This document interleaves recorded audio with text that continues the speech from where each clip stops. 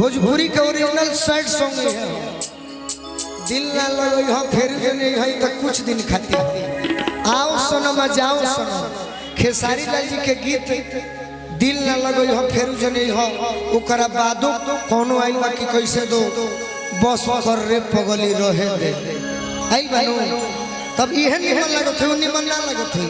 तो सब भोजपुरी के गीत आओ सनम जाओ सनम है सो बाकी है खाली आओ सनम हो जब दिल में बैठ जाई तो कभी मत जाओ सनम। राजन बाबा बेदर्दा अरे दर्द देले बा उहे देखो सेटिंग देखो उहे अरे दी दवा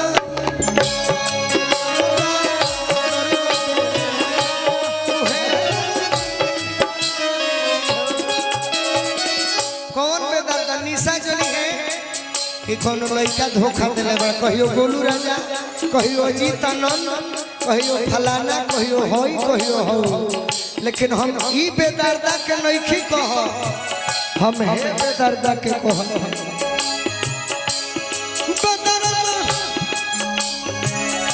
दर्द देले बा उहे नु दी दवाई हो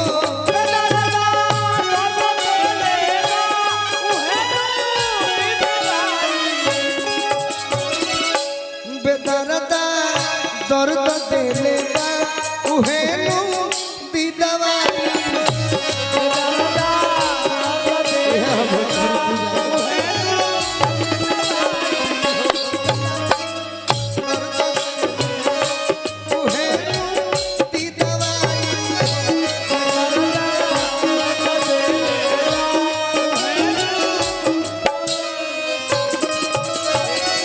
जब भैया लोग हम यूकेजी में पढ़त रही तो घर एगो फिल्म जितेंद्र गाई रहे दर्पण दर्पण में एगो गाना रहे तो हर लोग से कहता है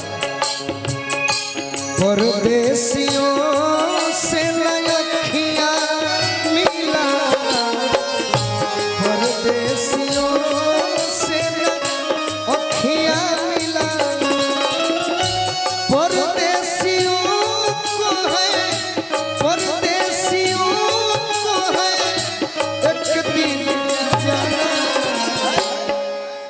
बाकी हमारा जानता नहीं का भावेला पूछा लो का भैया अरे के सैया के भावे कोलकतिया नचनिया सैया के भावे कोलकतिया दर्दा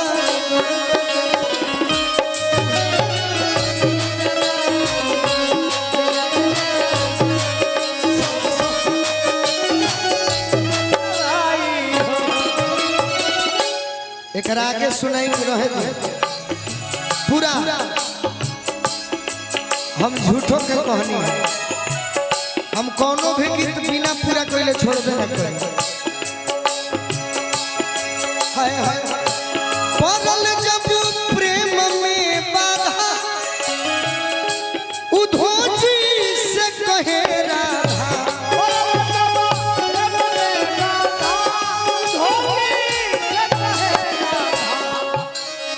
परल जब प्रेम में बाधा उधोजी से कहे राधा आखिर कहे तो क्या कहे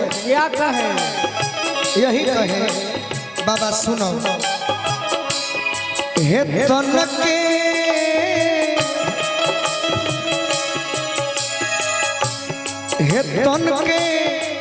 ये देखिए हमारा भैया रेलवे में बानी अरविंद भैया के भगिना है परल जब प्रेम में बाधा उधोजी से कहे राधा कहे तो क्या कहे यही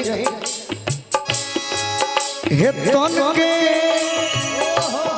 तन के अनभइल दुश्मन महुरवे मलाई अनभइल दुश्मन महुरवे उद्धव बाबा पूछलन कि अरे पगली मान ले तोरा कन्हैया ना मिली है दोसरा से फंस गई है तो ते का करबे मर जो। जब ना मिली है निशा के आज गोलू राजा ना मिली है तो निशा मुई है थोड़े यह दुकान के ढेरे ग्राहक बने। लेकिन हमार राधिका का कहे जीवन भर दुख हम सह केहू से कुछ ना कह।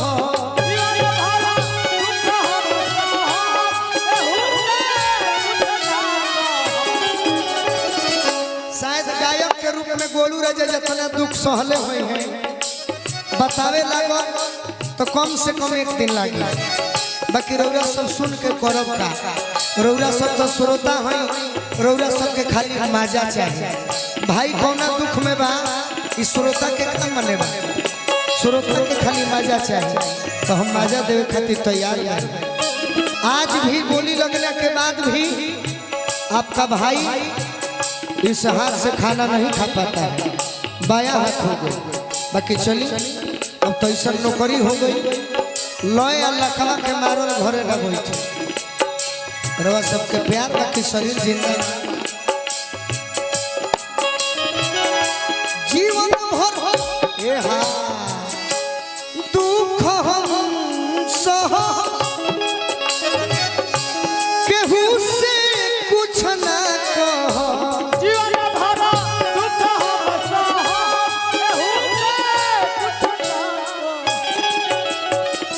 जीवन में सोचले बने कि एगो काम करब जखमी भैया जोगिनिया ये हमारे भाई कमेटी से जुड़े हुए हैं। आज तक हमने बहुत ही प्रोग्राम किया बहुत ही जगहों पर गया लेकिन जो बजरंग बली पूजा मेला समिति की जो एकता है इसका कोई जवाब नहीं।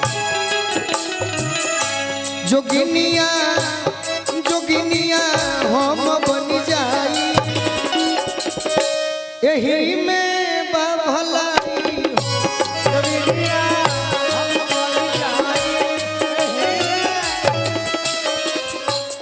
बिरह औरी प्रेम के गठरी जीवन भर ढोई ठठरी।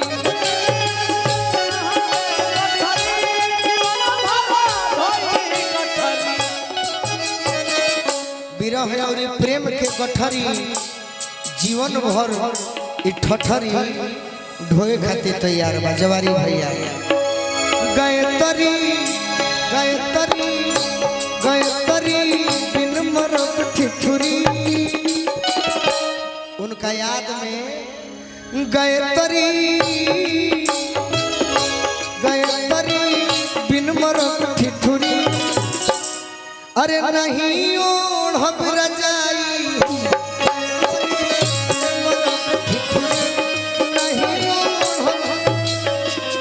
ये हमारे जवारी भैया की ओर से यह धुन पर एगो और हम गीत निशा बनौले बानी चाचा रौरो सुनो गुडलू भैया तू सुनी हो खाली समझे के बाद कि यह बात में दम बाकी नहीं के बात गोलू राजा उहे बोले ले जोना में दम हो कि गदहा कतनो है गीत सुगम संगीत ना हो सुगम संगीत गदहा कतनो है गीत उस सुगम संगीत ना हो। गगन में फूल ना खिली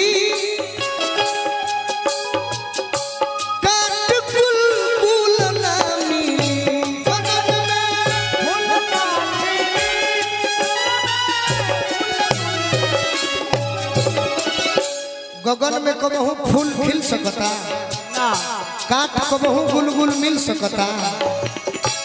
करैली करैली माने भोजपुरी में करैला होला जोने के जखमी जितेंद्र जी बड़ा प्रेमी हवे ये हाला। गगन में फूल ना खिली काट गुलगुल ना मिली ओ सही करैली आम पर चढ़ी के करैली आम पर चढ़ी के। अगर निमन बात लगी तो तलियो बजाइब सब है अभी ना। करैली अरे आम पर चढ़ी के अतीत से मीठा ना हो। करैली आम पर चढ़ी के अतीत से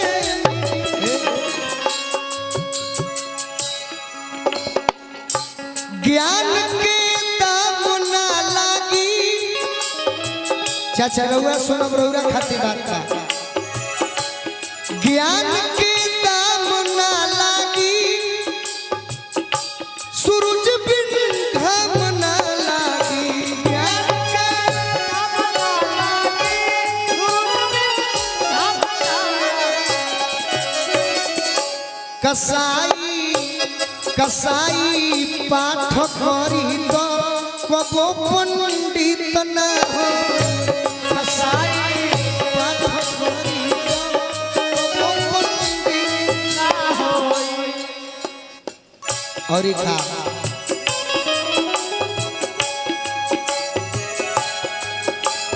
नसीब से ढेर ना पैबो जीवन फेर ना पैबो। नसीब से ढेर ना पैबो जीवन फेर ना पैबो।